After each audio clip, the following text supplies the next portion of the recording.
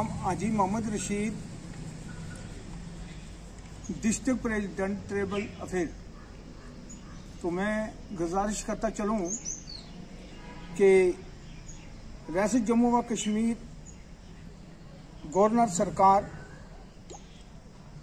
इस वक्त वजूद में है, तो साबका गवर्नमेंट ने जो साबका सरकार थी उसने जो प्रोजेक्ट रखे थे, जैसा कि मैं कहता चलूँ कि रोडों की स्कीम जिन पर पैसा रखा गया था करोड़ों के हिसाब से, फिर model village Gursai, PHE scheme जो लिफ्ट स्कीम थी, ये तमाम ज्यों की त्यों पड़ी हैं।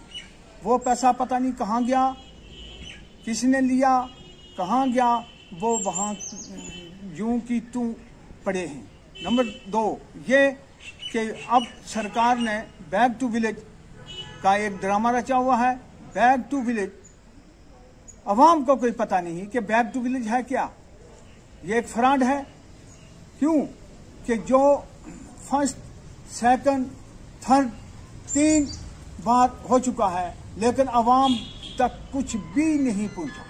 पता नहीं वो कहाँ गया पैसा, वो बैक टू विलेज क्या है, अवाम को पता नहीं। नंबर 3 ये कि जब से पंचायतें वजूद में आई हैं, पंचायतों में इस वक्त तक कोई अजलास अवाम के सामने, कोई ऑफिसर, कोई डिपार्टमेंट ये बता दे कि हमने गांव में जाके अवाम के साथ रब्ता किया और अवाम को ये स्कीमें दिखाई हैं।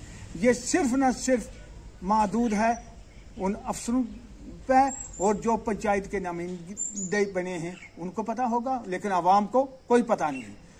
2002 से जो पंचायत घर बने थे, जिन लोगों ने अपनी ज़मीनें 2-2 कनाल दी, एक चौकीदार है, उनकी देख रेख किया, लेकिन इस वक्त तक पंचायत घर में वो नहीं जाते हैं, क्योंकि उनको चाहिए कि वो कोई बिल्डिंग देंगे सरकार। और सामान जो गया है, फर्नीचर गया है, वो गायब है। सेक्रेटरी पंचायतों ने पता नहीं कहाँ रखा है, कहाँ गायब किया हुआ है। लिहाजा हम ये गुजारिश करते हैं कि जैसा कि रोडों की जो खस्ता हालत है, पंचायत में जो 16-17 से लेकर इस वक्त तक निर्गा स्कीम का पैसा कोई अवाम को नहीं मिला, कोई अवाम को नहीं मिला। वो कहाँ गया। मॉडल विलेज गुरसाई का 10 करोड़ रुपया था, उसका कोई पता नहीं। और वहाँ पे कुछ ये गांव में जाकर देखा जाए, इंक्वायरी की जाए कि वो पैसा कहाँ गया। अकलब या मॉडल विलेज जो बेरा में है 32 करोड़ रुपया है। अब वो ज्यों का त्यों पड़ा है, वहाँ पे देखिए, वो कोई काम नहीं हो रहा है। बस मशीनें लगाई, पैसा कटाया, गया, दफा रफा। हम सरकार से, जनाब गवर्नर साहब से, डिप्टी कमिश्नर पुंछ से ये गुजारिश करते हैं कि इसका इंक्वायरी की जाए। इंक्वायरी करके, अब देखो पंचायत सेक्रेटरी है, पंचायत सेक्रेटरी बना हुआ है, ACD बना हुआ है, लोगों तक नहीं जाते हैं, प्लान का पता नहीं है, प्लान कहाँ बनता है, कहाँ जाता है, पैसा जो आता है ये कहते हैं हमने 10 लाख रुपया पर पंचायत को दिया है, लेकिन अल्लाह की कसम कोई सामने आके ये बता दे कि वो अवाम से पूछा है वो पैसा कहाँ लगाना है।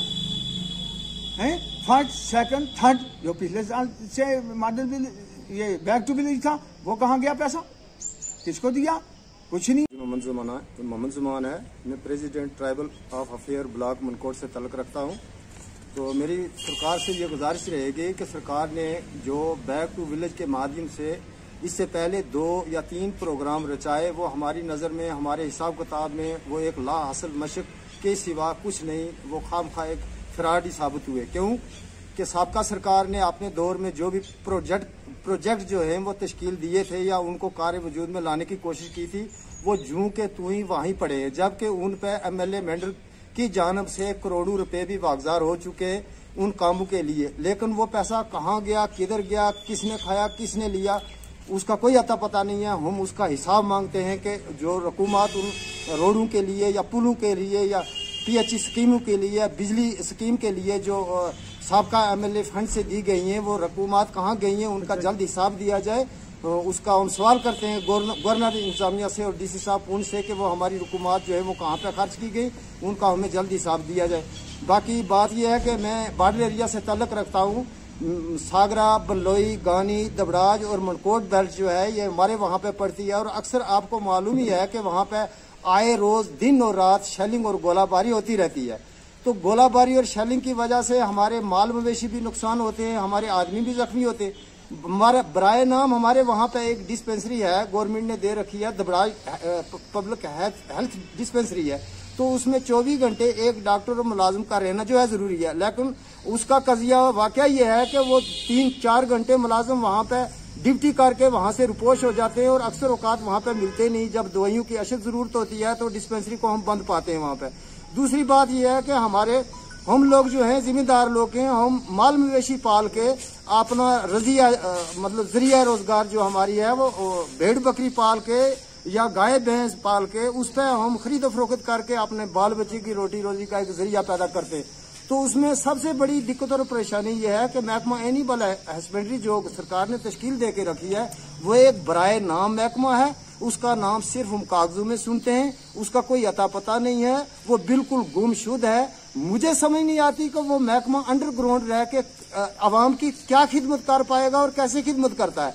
जबकि हमें जब कभी किसी दवाई की जरूरत पड़ती है, हम किसी भी सेंटर पर जाते हैं तो वहाँ का दरवाजा जो है वो बंद पाते हैं, वहाँ पर कोई मुलाजिम हमें दस्तियाब नहीं होता, हमें कोई डॉक्टर दस्तियाब नहीं होता। सरकार की जानब से करोड़ों रुपए के फंड्स आते हैं, दवाइयाँ आती हैं, गरीब लोगों के माल मवेशी के लिए मतलब बहुत सारी फैसिलिटियां हैं, लेकिन हमें वहां से कुछ भी हासिल नहीं होता। हम सरकार से ये गुजारिश करते हैं कि ये महकमा जो गुम हो चुका है, जिसका अता पता नहीं है, खुदा के लिए इसकी तलाश की जाए, इसको बरामद करके ग्राउंड पे लाया जाए और अवाम के सामने किया जाए, ताकि हमें भी पता चले कि हमारे लिए एक बहुत बड़ी सहूलत है या ये महकमा।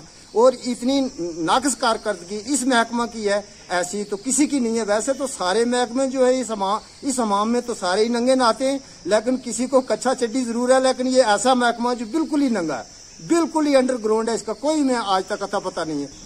तो हमारी सरकार से खुसूसी ये गुजारिश रहेगी कि ये जो लोग 10 या 15 साल से एक ही स्टेशन पर ड्यूटी कर रहे हैं, इनको फौरी तौर वहां से हटाया जाए। हमें अच्छे डॉक्टर दिए जाएं, अच्छे कंपाउंडर दिए जाएं, हमारे सेंटरों पर दवाइयां दी जाएं, ताकि इस आवाम की जो है वो खिदमत हो सके। बाकी हमारी पंचायतों में एक बहुत बड़ी